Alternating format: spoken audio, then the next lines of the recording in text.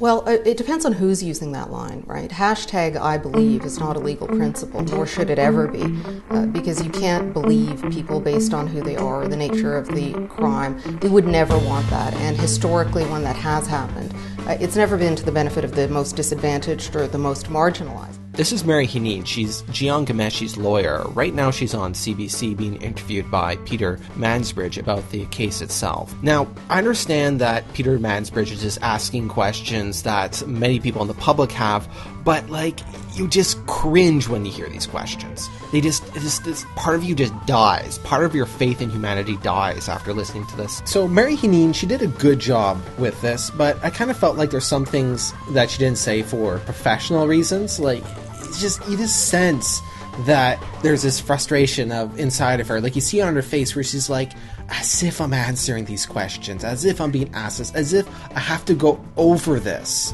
So anyways, I decided that, obviously she's withholding herself because of professional reasons. So you know what? I'm just going to answer some of these. I'm just going to say what I think about them. So here we go. Sit back, enjoy, have fun, and yeah. It was a controversial case. Right. You were central in a lot of the coverage of it. You Apparently, were yes. a polarizing figure to different groups.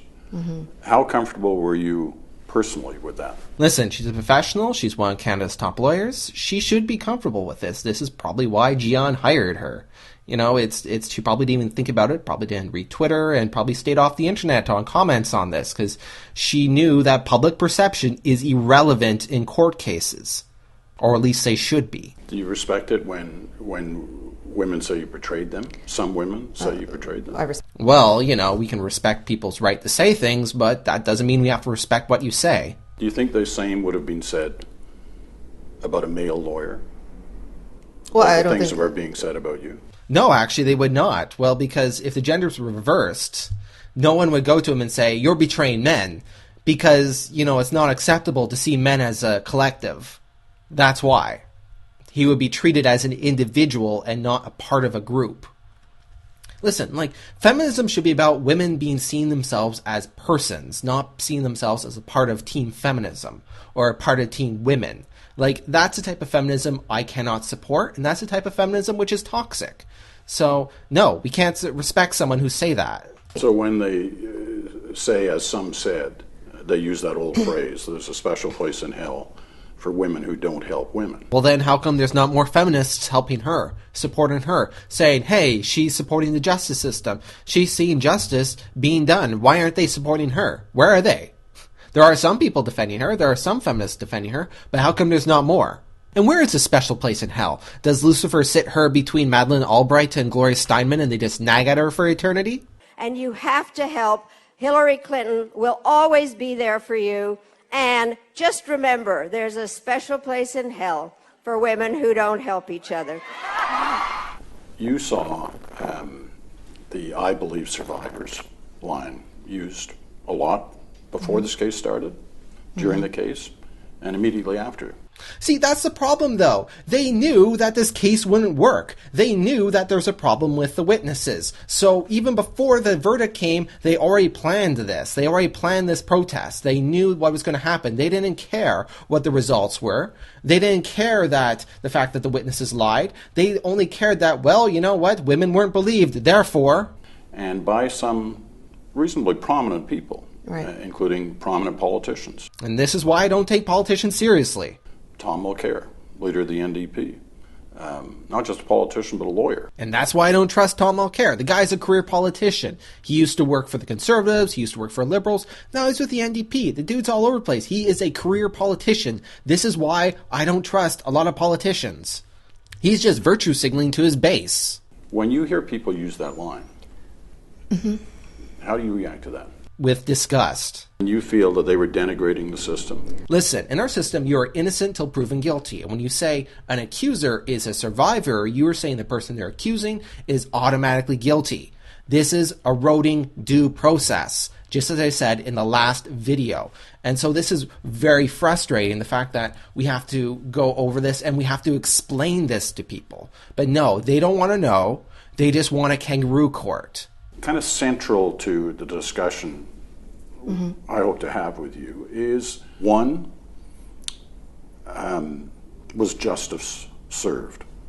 Yes, because witnesses were deemed to be flawed. They lied, and 2 of them also had evidence that they were colluding together against Ghomeshi. And so, yes, justice was served, because the witnesses were deemed to be not credible. And 2, is the system failing? Well, we have to maintain innocence till proven guilt. Sorry, what was that? Oh, a woman made the accusation. Oh, I'm sorry. Give me a second there. Hey, guys, it was a woman that accused him. Yeah. Just go ahead and prosecute him. Just throw him in the hole. Thanks. But they're going deeper than that. Feminists say a lot of things. They're saying justice wasn't served. Yeah, we'll just make a new law. It's called He Upset a Woman. That's what we'll do. We'll just make a brand new law for guys who upset women, and then we just prosecute based on that. No evidence required. All we need is feelings. Well, you're taking us into the issue then of whether or not the system as it stands today is fair. Listen, if they declared him guilty, even though the witnesses were not credible, then justice would have been violated. Justice system would have failed then. That's when the justice system would have failed. But no, there's some people who want it reversed, who want a kangaroo court. And whether it needs to be tweaked, whether it needs to be recalibrated. And central, it seems, to this question is in sex assault cases, in a he said, the classic he said, she said situation. Sex assault is not the only place where a he said, she said thing exists. That's not the only cases where it exists. So, no, they're not special. Listen, the system always can be tweaked. But as far as the burden of proof and the status of someone being innocent until proven guilty, those things have to stay the same. That if the he, in the he said, doesn't testify or isn't on the stand, it's only the she who's challenged in terms of their credibility. And whether or not, in these kind of cases, that's fair. That's right, because you have the freedom of speech. You have the right not to say anything. You have the right to defend yourself, which also means the right not to defend yourself. But if she has an accuser, if she's going to make an accusation, yes, she has to voice her accusation. She can't just make an accusation and not say anything and, well, she said something, she hasn't proven anything, but, because she's a woman, we believe survivors, therefore, let's prosecute them.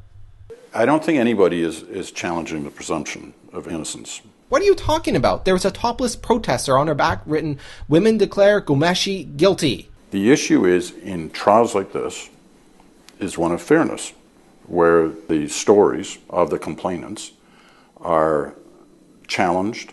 And why shouldn't they be? Just because of your gender does not mean that you can just say whatever you want and not be challenged on it. In an appropriate way that the system allows. And yet the position of the accused is not challenged at all, if they choose not to go on the stand.